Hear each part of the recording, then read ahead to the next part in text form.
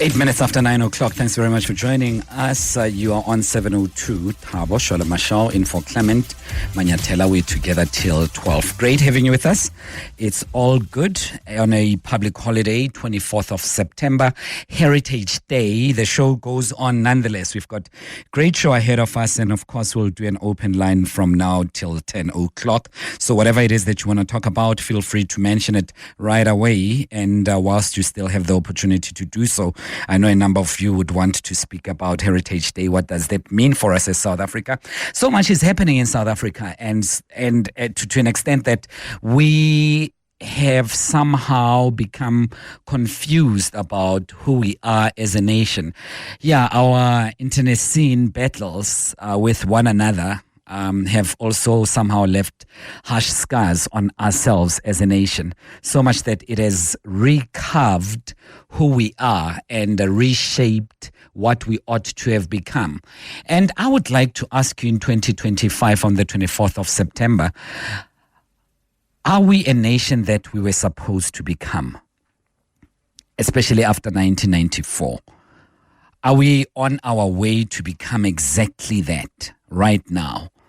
Or have we taken a different path altogether to become something worse? There was so much hope for us. There was so much goodwill that was invested in this country as after 1994. I don't want us to play the usual lamentation of how horrible politicians are and this, that, and the other.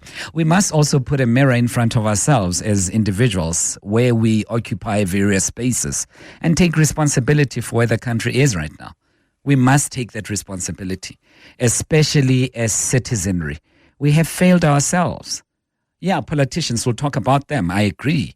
But we have failed ourselves. I'd like to believe, that's my humble contribution on the open line right now. I'd like to believe that we've failed ourselves. We haven't held people to account. We have neglected our core responsibilities of taking care and note and attention of critical things that are affecting us on a day-to-day basis. What am I speaking about? I mean, take the issue of water in Johannesburg for one. That 4 billion rands was redirected from water priorities and taken elsewhere. And the mayor apparently has conceded to the effect. 4 billion rand redirected elsewhere. You and I didn't know about that up until now. And I say you and I because I'm including myself in all of that. Because we are not attentive to critical issues until things fall apart. That's when we become all interested and we have all these great opinions and we want things to shake up and change, but we are not taking care of things. How many of us take note of various legislative processes that require us to give input to? Before legislation is passed, public opinion, public views are sought. We don't care about that, right? But we care about the after effect. So, we've established as much that we don't have the greatest of leaders. But do we also not have the greatest of citizens? I suppose that's a bit of a tough one. No one would want to answer that one because now it's talking about us, right? So feel free to opine and throw in your worth. Set your views on 072 702 1702. That's where you can send your voice notes and text messages to 072 702 1702. If you'd like to call, I would love to hear from you. I'd love to engage you. That's what I'd prefer, to be honest. Call us on 011 883 0702. That's 011 883 0702. Our handles on X at Radio 702. Mine at I am free TSM, and on Facebook as well. Feel free to connect with us on all social handles, Twitter, X, TikTok, and others. But also, did you get to listen to the Malanga Commission yesterday? Yes.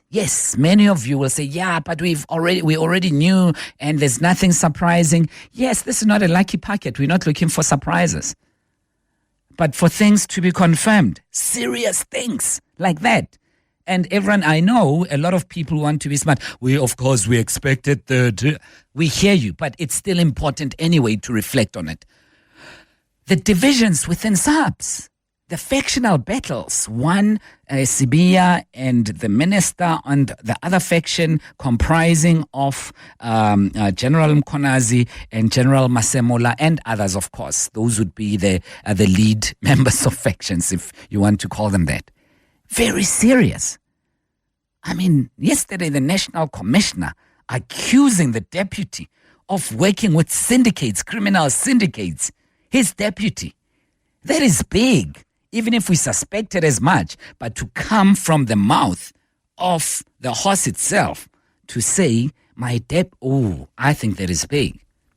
I don't think that Madlanga Commission was a waste of time or money, as many of us would have said prior to this, as many of us pessimists would have dismissed it when it was announced.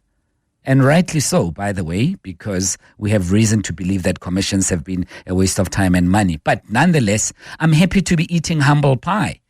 It pleases my heart to be doing that.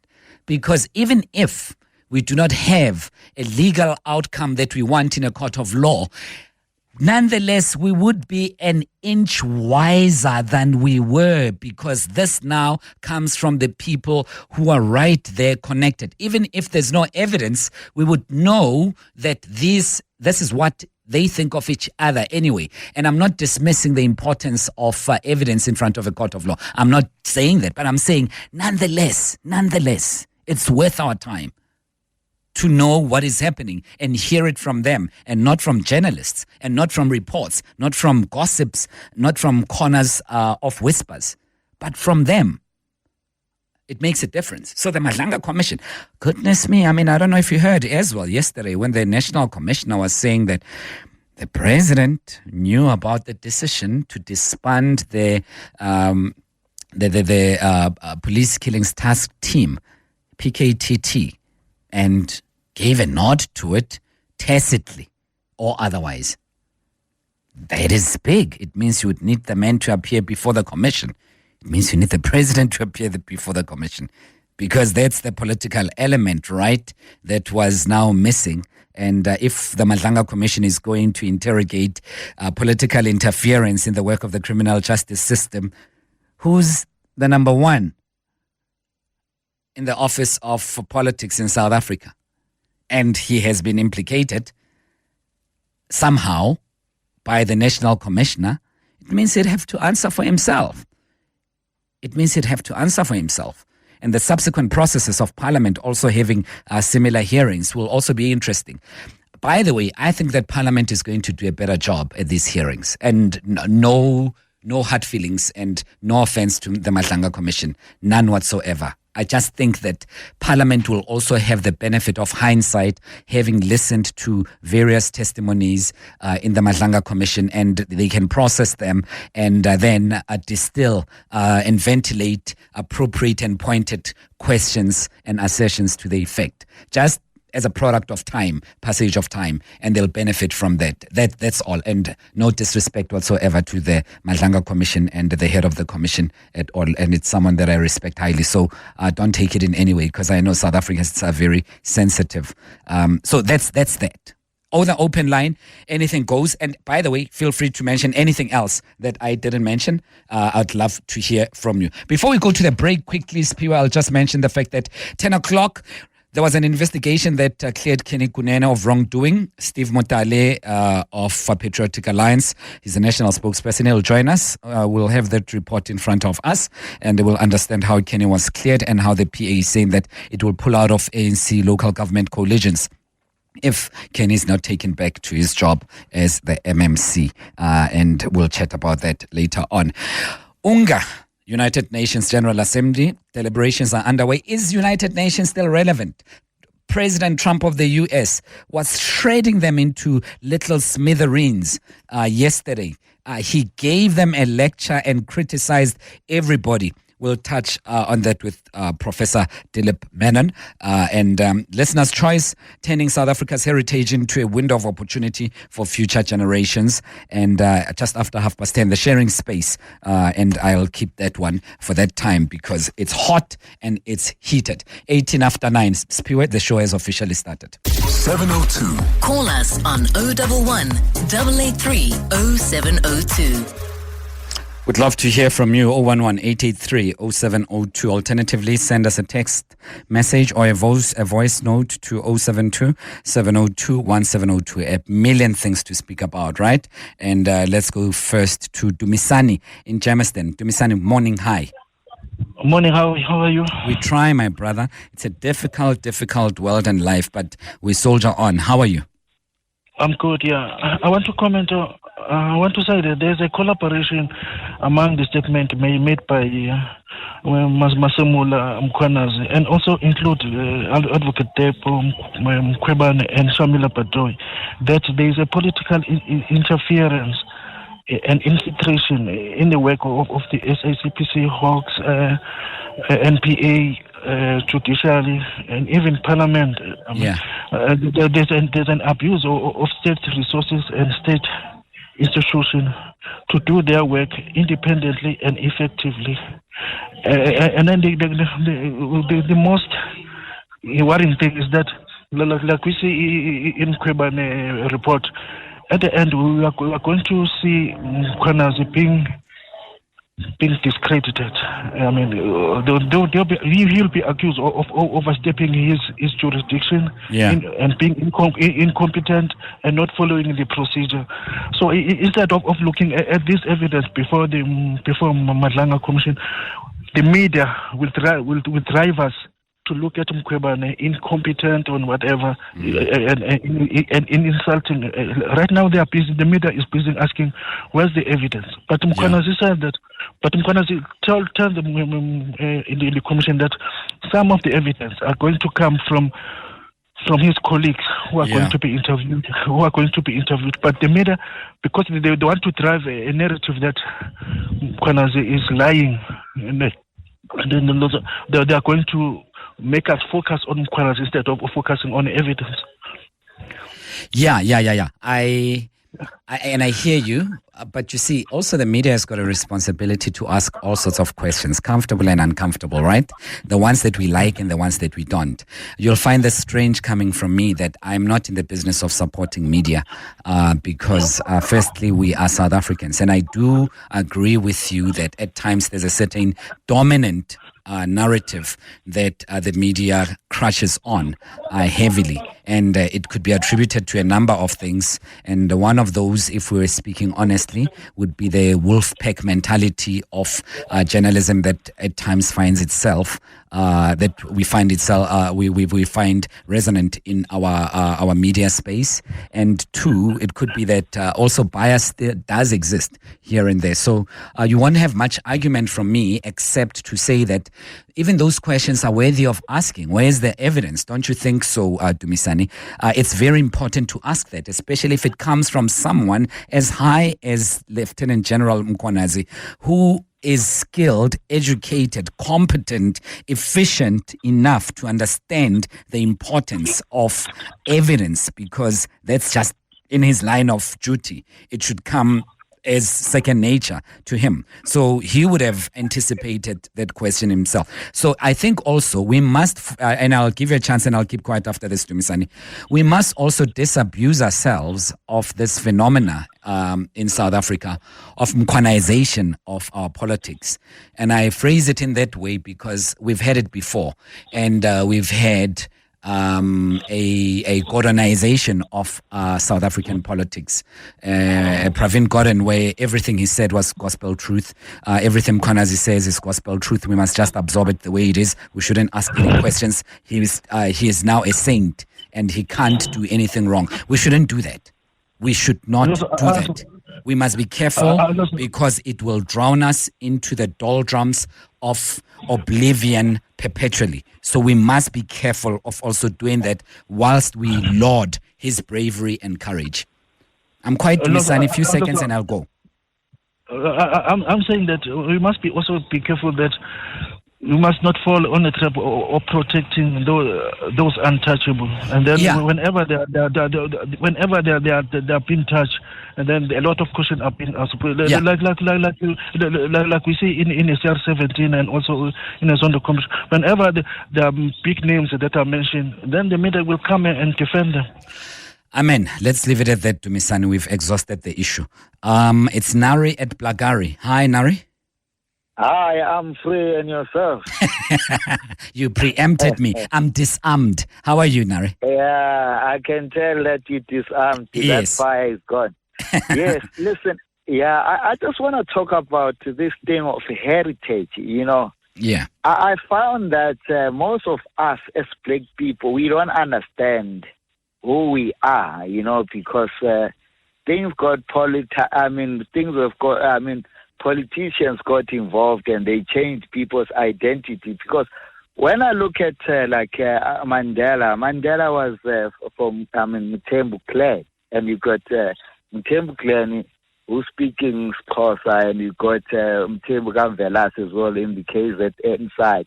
So, but when you look now at people, those Bathembu now, they classify themselves as a Xhosa, but they are not. You understand? Yeah. So it's this whole thing. Actually, I always tell people that in this country, we only got 4 tribes. Yeah. The rest is just dialect. We understand. We only got Nguni, Basotho, and Tonga and Venda people. Yes. The rest thing, because that's why even when you look, if some people decided to come up with this smaller division for Xhosa people, and even when we look at the history of Xhosa people, it's not everyone who speaks Xhosa is from that heritage. Yeah. And as well, who came up with those clothes? You understand that this is how you wear. Even how Basotho, they wear blankets. Where does it come from? Yeah. You understand? It's something that came with the Europeans. Yeah, I think definitely. We were supposed to find someone, and really we try to identify ourselves as Ngunis, Basothos, and Benders. You understand? Yeah. That's how it should be. Or everything is just clans. These sub-clans that to become tribes, I think is not on, But also they are worthy of celebrating and also observing, even those sub-clans, right? But also, Nari, the evolution of culture did not do us any favor. With time moving on, things evolve, languages change, and attitudes get morphed somehow. And we must embrace that, because there isn't anything, if you will, as original culture, because it's also a product of time, of that particular time. So it would have evolved from the previous to become where it was. So where's the point of reference? Where's the starting point? Okay. Yeah. Yes, that's why I'm saying the starting point is Nguni. You understand? Your sign name just tells you actually where you come from. Yeah, but because equally, even the Nguni stuff, it is preceded by another cultural domination that existed prior to that time. And so it means that we are drawing not from the original and the indigenous, but from an evolutionary process. So what I'm trying to get to is that to find solace is to say, we are here, this is now. If you feel that this is not if you feel that your subculture is your dominant point of celebration, enjoy it. Yeah, but my understanding is just we're diluting the whole thing. Yeah. Because even even like all the Basotho people, we came from Bakwena. I will tell you, even the history of people of Botswana, all of them, they came from Bakwena. And that is contemporary history. My point is that I agree. It's still contemporary. It is still contemporary, because prior to that, we descended to the south from the likes of the modern day Kenya, coming all the way to the south. We didn't occupy the space. When we were up there, that's why many of our languages, Kiswahili, Setswana, and Sizulu, they speak to each other, because it says that we descended from somewhere to come to the south. What does that say then? Where do we start? My point is, if we were to do that, we would do that. Yeah. Sorry, go ahead. We start here because the development of Nguni started here. Yeah. The development of Nguni, there is no Nguni language. Nare, I have to go because of news. I'd love to talk to you forever. Please call in later on, because then we need to dissect that a little bit, including how some widows would wear black, and that would be seen as our tradition and our culture and rituals. And it's not truly the case, because it has been borrowed from Europe when some widows were asked to be identified by wearing black. And then we co-opted that into what we call our culture. But very interesting, Nari. You've opened a can of worms. 29 minutes to 10 o'clock. 702. WhatsApp us on 072 702 1702. Hi, Thabo Shole-Mashao from Zola 2. But Thabo, in this conversation of how the country is today, we cannot exclude politicians. We are all hoping for this beautiful South Africa, rainbow nation, and. But the unemployment, the social economics, the whatever that you see now, is because of our leaders. So we can never say we can't talk about that. The country is today because of our leaders. Simple. Thank you. Yeah, and those leaders didn't put themselves there, right? And they don't continue to put guns on our heads to force us to vote them in, do they? So I'm talking about the other elements as well. I'm not excluding them. I'm saying that we've established already. There are other elements that we must also confront, which are not popular, and that would be us. Graham, you've been holding for long, and so has Sazi as well. So let me go straight to you without any waste of time. Graham, welcome.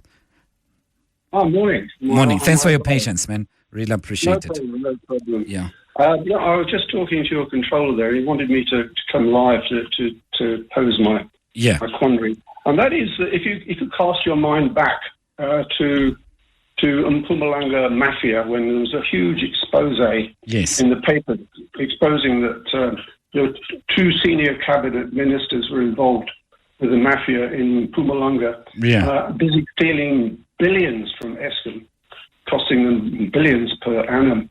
And there were a couple of senior cabinet ministers' names branded around, like what's his name, Gwedi Mantashe and Didi Mabuza. And it was Andre Durator who went to Pravin Gordon and complained about this. And Pravin said, well, they've got to eat too. And then all of a sudden, it was swept under the table. And we heard very little after that until Cyril Ramaphosa, he sent the army in, and everybody was scratching their heads wondering what they were going to do. And we didn't hear anything about that afterwards. Well, I certainly didn't. And so everything was hushed up. There were very senior people involved from the ANC corrupt side, and it was swept under the table. And what I would like to see is the commission to actually address this aspect of the corruption in the ANC and the police force, because the police are obviously involved in the Mpumalanga Mafia too. Well, that's what I wanted to say. Yeah. And I mean, I think what you're saying is that we're seeing a repetition of the very same modus operandi playing itself differently, perhaps, and the involvement of key politicians and senior leaders in criminal activities. And this is not new at all.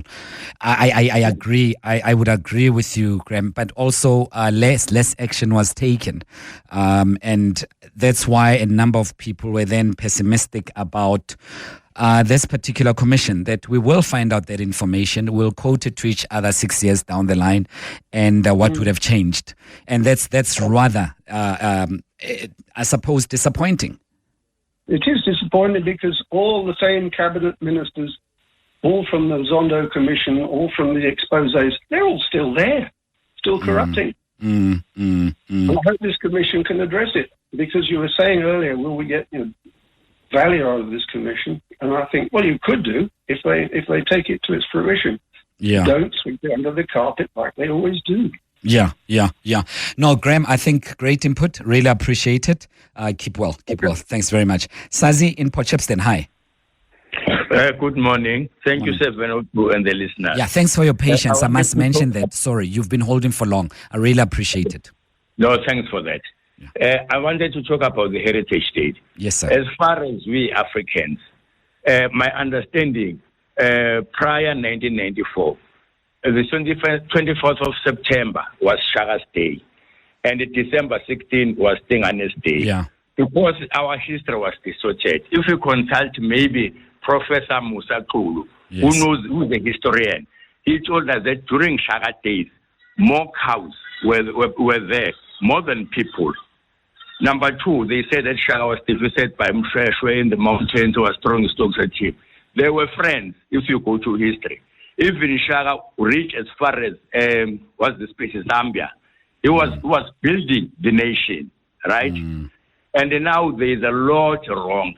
Teenage pregnancy, it's always said that alcohol is not available to people under the age of 16 years. What about 18 years? What about teenage pregnancy?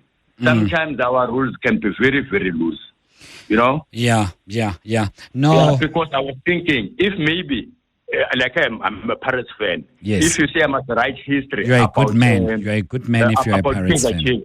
Yeah. Sorry? I'm saying you're a good man if you're a Pirates fan, but please continue. Thank you. If you say I must write history about Chiefs, there are many things that are omitted, definitely. Obviously. Yeah. No, I get it. And we've got Christmas for Christianity, we've got Easters, we've got Eids, Diwali for the Indians. Nothing about us. That's all for today. Yeah.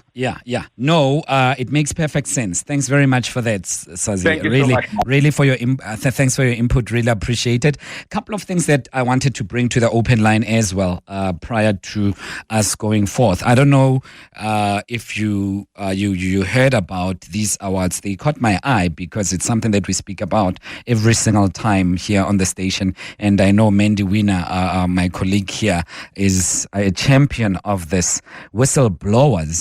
There would be awards that are held for whistleblowers. And I was wondering if you've blown a whistle at your workplace or elsewhere about a situation that was untoward.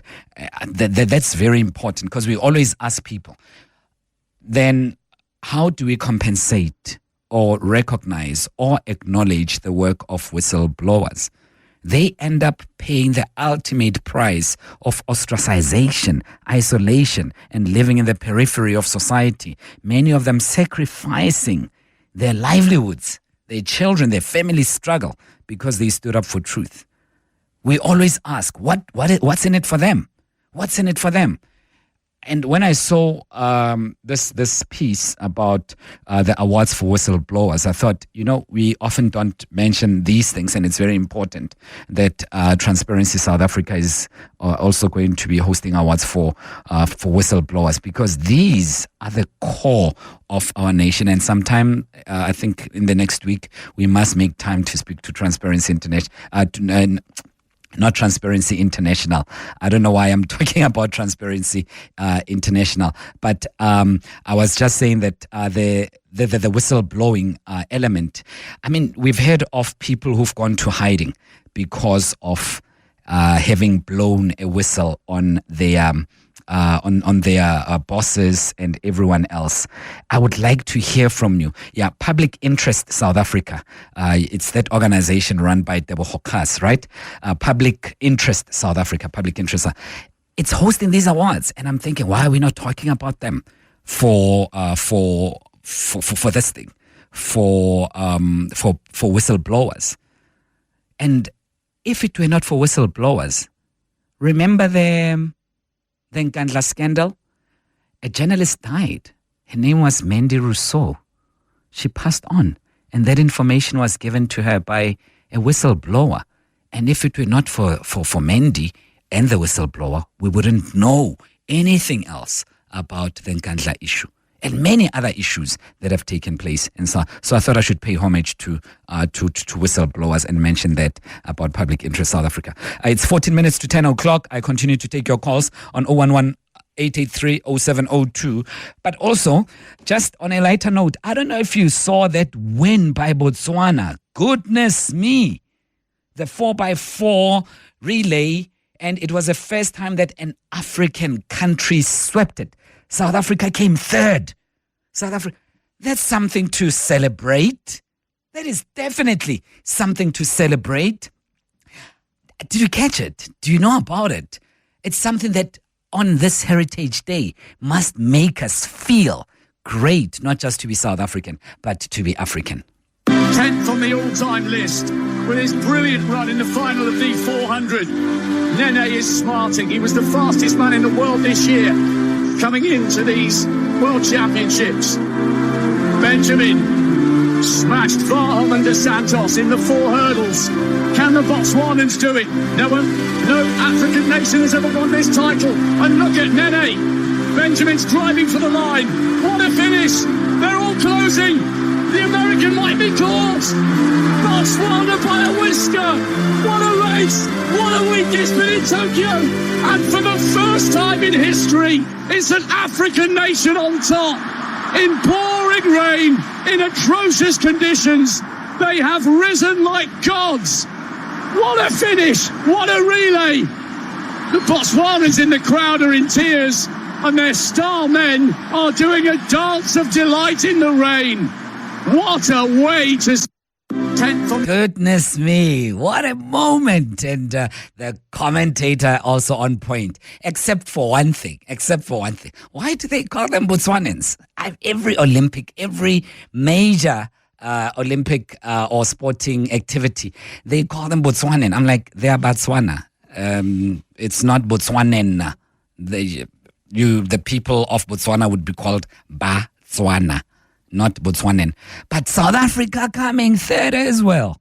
We are doing well. There are people who are really doing their best in the country. Thought we should just quickly reflect on that moment. 011-883-0702. It says still an open line. Anything goes. Whatever else that you want to share with us, please feel free to do so right now. Let's go to Freedom in East London. Freedom, hi. Hi, Thabo. Thank you, man, to give me the chance to talk. I just want you will say that what a kind of black person I am. Yes. Because, something that is good is good. We had Mandela during the time, maybe have done, but we still complain, say that he failed. There's this guy, Trump. The guy he spoke, I listened to him at the UN.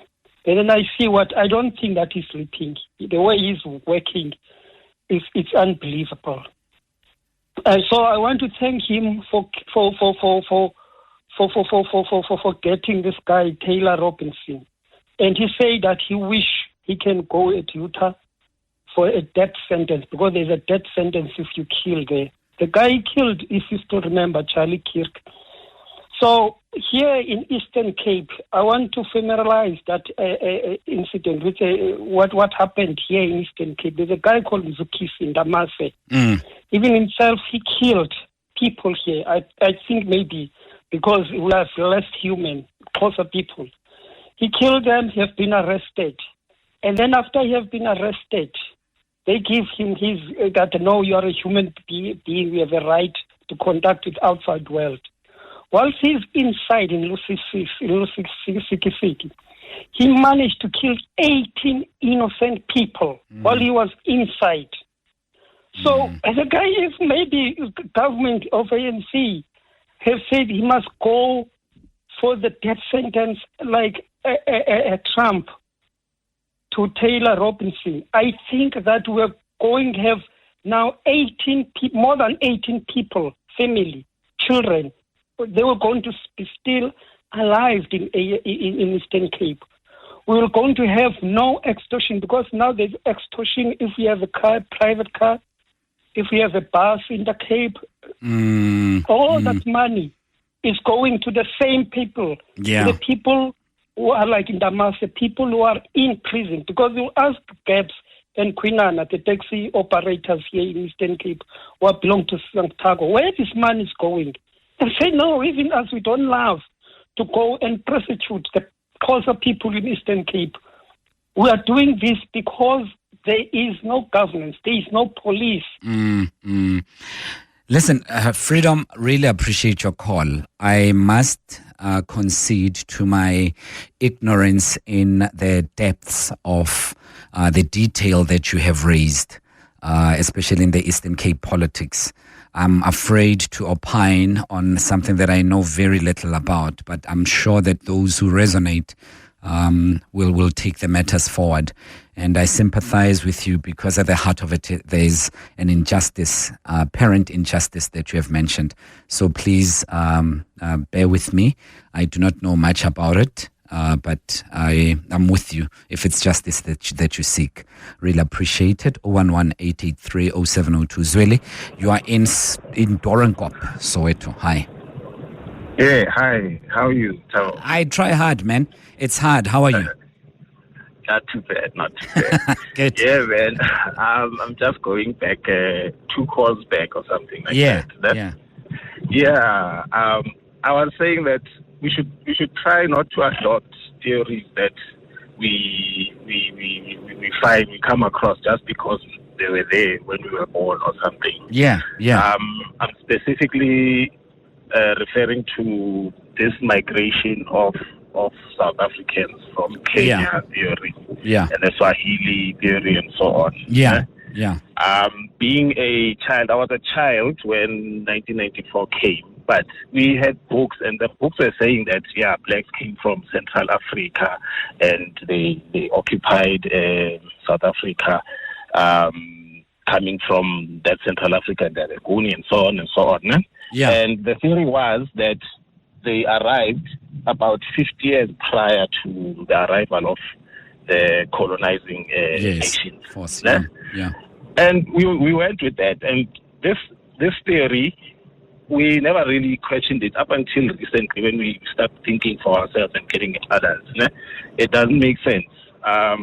For one thing, it has a little bit of an agenda behind it, saying that, well, we found this land empty, and the people who came here, it's like to justify our claim or their claim to occupy land. us. The occupiers claim to the land that it wasn't anyone's land because they also arrived 50 years before. You would read a book on geography and geology, and it would be speaking about the same thing, like when the Africans arrived from Central Africa, something that has nothing to do with geology. You understand? So to easily really dispel that theory so that you don't use it as a factual argument when you're speaking to others.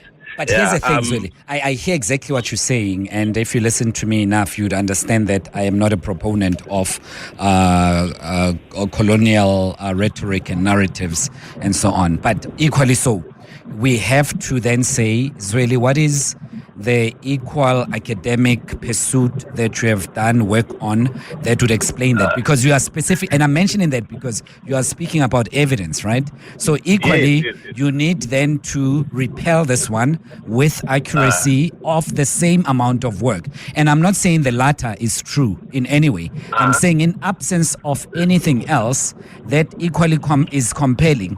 And we have then to then say the departure point is what we have.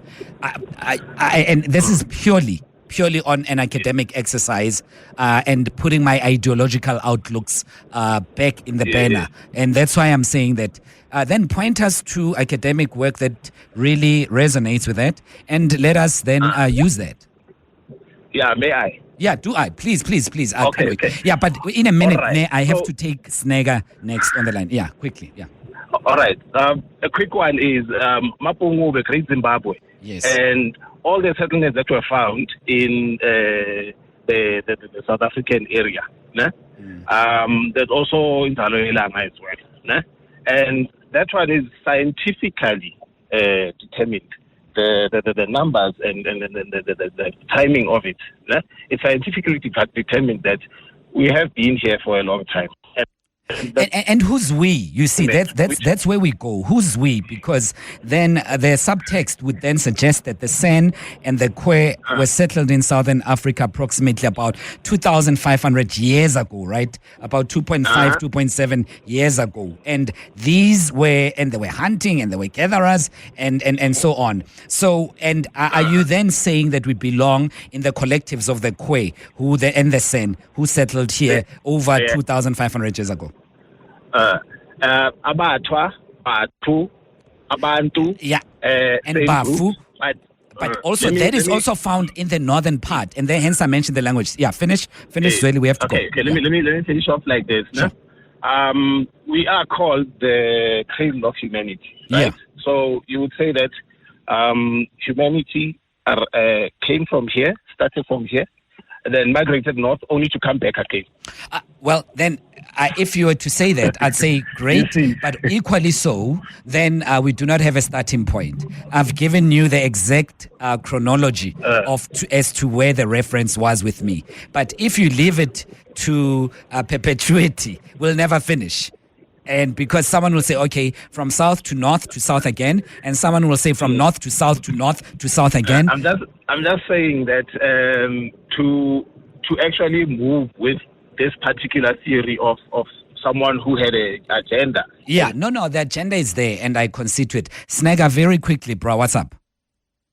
How are you, Thabo? Sharp, jump to it. We don't have time. Yeah. Yeah. Okay, I'll go straight to the point. When we are in a city of cradle of humankind, there's an event taking place today, the province, to celebrate Heritage Day. We're supposed to be talking about the wood. But what we have picked up, Thabo, is the event that is being held today. It's overshadowed by maladministration. The supply chain management is all over the place. Councillors are calling service providers to come and tender for the project. There's no proper advertisement. There was not even a briefing about the project. The community is not even mobilized to go to this event. And it is just normal. So you celebrate Heritage Day, but you run the project maladministration. So I know we won't have much time to talk about this, but I would suggest you guys probably send your team to Mohale City or even to Gauteng and ask them how did they plan the event that is happening in Mohale City today, because there's corruption. Snagger, let's leave it at that. 2 minutes to 10 o'clock.